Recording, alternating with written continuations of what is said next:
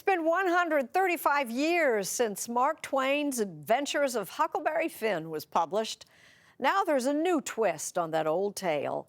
Our Lee Cowan goes along for the ride.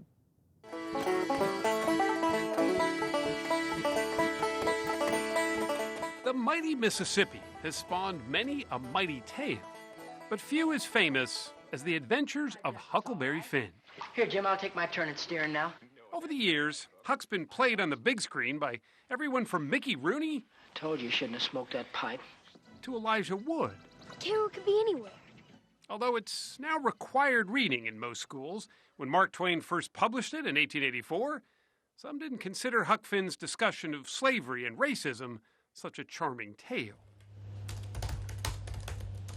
Now, Tim DeRoche, a writer in Los Angeles, wants Huck to weave us a tale again, but with some modern-day twists.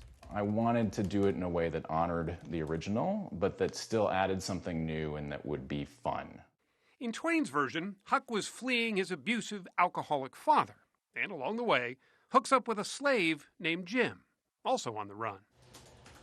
In DeRoche's retelling, Huck remains the same troublesome teen from Missouri, but his companion has more modern-day woes to run from: immigration authorities. What an escaped slave and an undocumented immigrant have in common is that they are good men on the wrong side of the law. Together, an abused American boy and a hardworking father from Mexico joined forces for a series of adventures that DeRoche first thought up while kayaking down a river, one that runs right through the heart of downtown L.A. Huck Finn had an adventure on this incredible thoroughfare, the Mississippi, that runs down the middle of the country. But what about this river? What would an adventure look like on this river? People don't even know this is down here. Now, this is no Mississippi, mind you. In fact, some see the L.A. River as nothing more than a concrete gash through urban sprawl. But DeRoche saw something else. People think it's just a ditch, but I think it's a lot more than a ditch. I mean, you get down here and you see swallows flying overhead, you see herons hiding in the bushes. It can be quite a wild place. He calls his tale The Ballad of Huck and Miguel. And like the original, DeRoche channels Huck's distinctive vernacular. This here is the full true story of how I left St. Petersburg for California and went on the run from the authorities with a real live illegal Mexican. Me and Miguel, we had a right bully venture on that concrete river in Los Angeles, which might be the biggest city that ever was.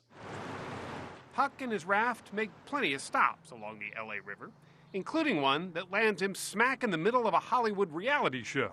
It's not the Kardashians, but something close. The cameras was there for a TV show that was all about the Grangerfords. They called it Gallivanting with the Grangerfords, and everybody was monstrous proud of how many million people watched every week. Was the reality television part particularly fun to write? Just to riff on that a little bit and to riff on popular culture from the point of view of this hick kid. Yeah. It was fun, yeah.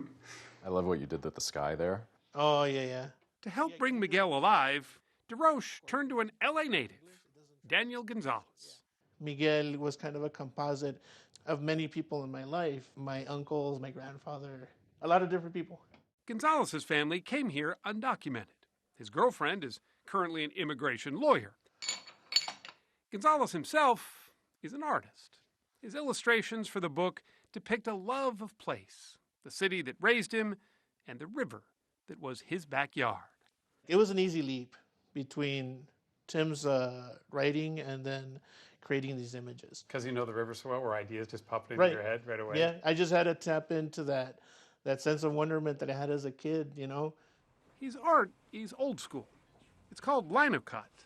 Gonzalez carves the images into a piece of linoleum, then uses ink and a press to put the image on paper. There we go. There are over 40 illustrations of Huck's L.A. in the book, each one along a different stretch of the L.A. River.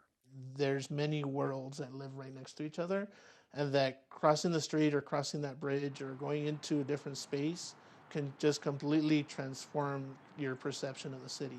What Twain taught and Tim DeRoche learned is that the world through a child's eyes can be, in Huck's vernacular, monstrous insightful. which gets us back to that LA River. While it may look like a ditch to some, with some childlike innocence and wonder, it can be a place as adventurous as the Mississippi and beyond.